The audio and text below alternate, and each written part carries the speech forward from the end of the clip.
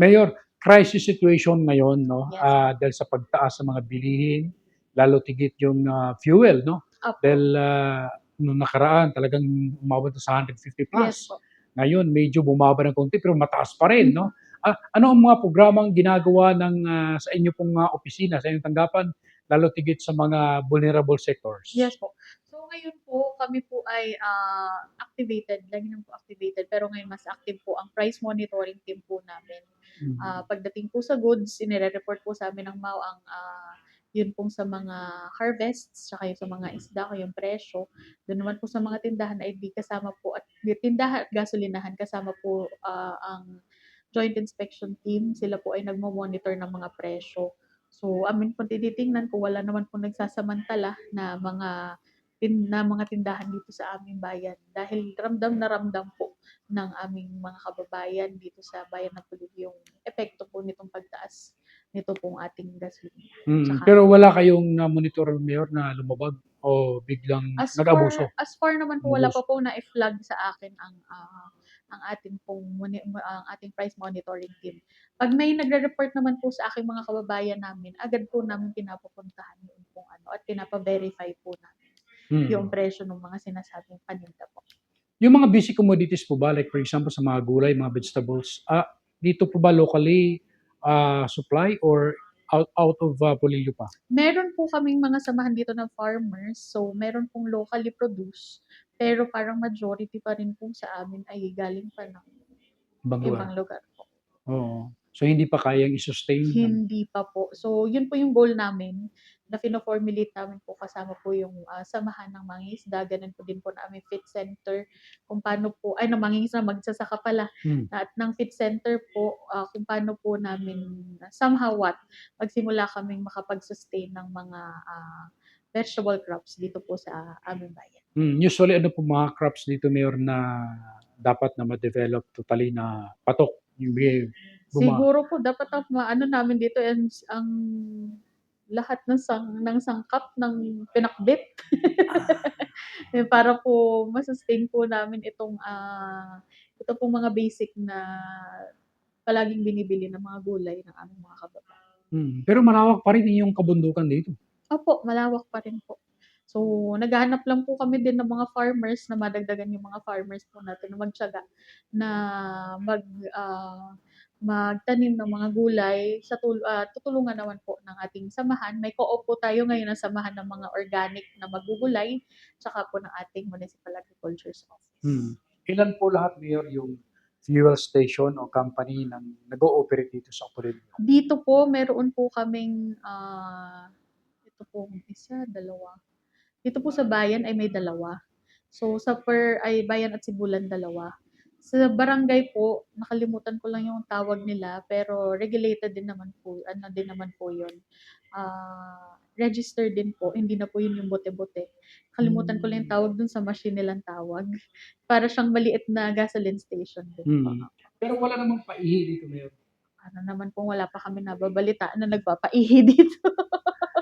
Opo. Usually kasi yun ang mga problema sa Mhm. mga lugar na commercialized na, no? Mhm. Update po, Mayor, sa iba pang mga programa po ninyo dito at sa mga development dito sa bayan po ng Polillo, baka meron po kayong pwede maidagdag pa? Yes po, dito pong nakaraang Sabado, galing po dito ang Go Share Foundation kung saan nagsagawa po sila ng all-in-one bayanihan. So, may kasama po silang dental team, tsaka po mga doktor para sa medical team naman po nila. At tsaka po yung iba pa pong partners nila na nakapagbigay po ng serbisyo sa aming mga kababayan mula sa aming mga kabarangay, sa Barangay Languyin.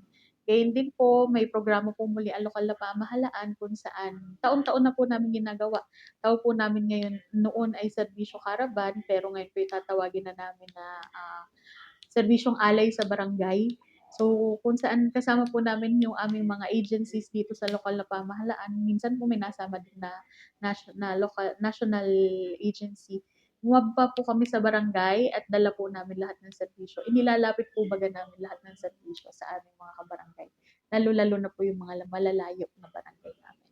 So, yun po yung isa sa abangan ng aming mga kababayan dito sa aming bayan na programa. Yun po ay every year. So, mag-start po kami by June, July. So, ibig sabihin yung nurse, doktor, mga midwife pupunta dun sa mga Kasama barangay? po, pati po ang DA, ang DA? NCR. Oh, So yung may mga kailangan po abya din sa halimbawa po sa DSWD, sa mga senior citizens, kailangan asikasuhin sa pagrehistro ng kanilang mga birth certificate. Ngayon din po yun pong mga rehistro ng sakahan, pag-update, at mga mangingisda po sa DA hmm. naman po. Yun po Gaano yung ito kahalaga, Mayor, sa part po ninyo dito sa LGU, yung mga ganitong programa? nakita ko po na mahalaga ito dahil na-avail po ng aming mga kababayan yung services po namin. Lalo na po ngayon, mataas ang pamasahe, mataas ang gasolina. Pag nabisita po namin sila at naasikaso nila, hindi na po sila pabalik-balik sa barangay at sa dito po sa bayan para lang po maasikaso nila yung kanilang kinakailangang asikasuhin dun sa agency na pupuntahan nila.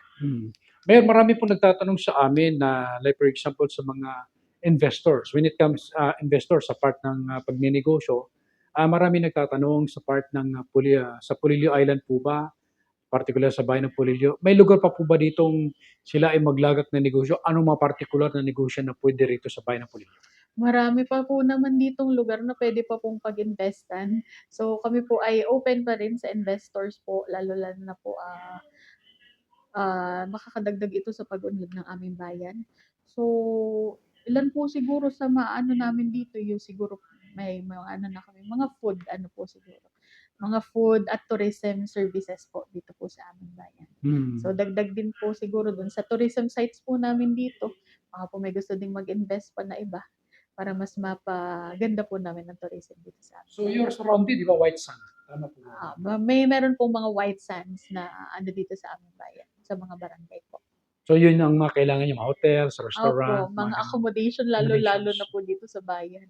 Dito po sa poblasyon, sa center. Oh, pero ilan na po lahat na nag-operate dito ng mga hotels? So, may hotel po kami, isa, dalawa, tatlo.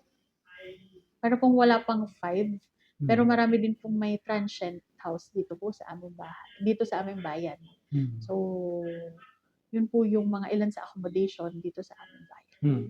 Hindi po ba hirap kumuha ng mga business permits dito sa inyong lugar? Hindi naman po kung compliant naman po sa papel. Madali lang po kumuha. Kapag po kumpleto na yung kanilang requirements, agad naman po ay mabibigyan po ng business permit. Saan po pwede makontak, Mayor, ang inyo pong tanggapan na mabilis aksyonan kaagad? So sa amin po, meron po kaming page na Local Government Unit of Polillo. Pwede po doon mag-message. At kung kailangan naman po na i-coordinate sa ibang agencies, sa amin lang po i-refer doon sa aming mga under na agencies. Mayor, nasa inyo pong pagkakataon, kung meron pa po kayong mga karagdagan pa o mga panawagan, maaari niyo pong iparating sa aming ahensya. So magandang umaga po muli sa aming mga kababayan, gayon din po sa mga iba't ibang ahensya.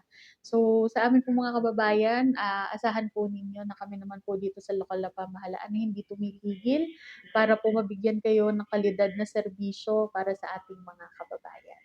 Sa ating po national government agencies naman, baka naman po, yung amin po mga request ay mag-run po ninyo para naman po yun sa aming mga kababayan para po mas mapaayos ang serbisyo. Ano po particular yung mga request ninyo, Mayor?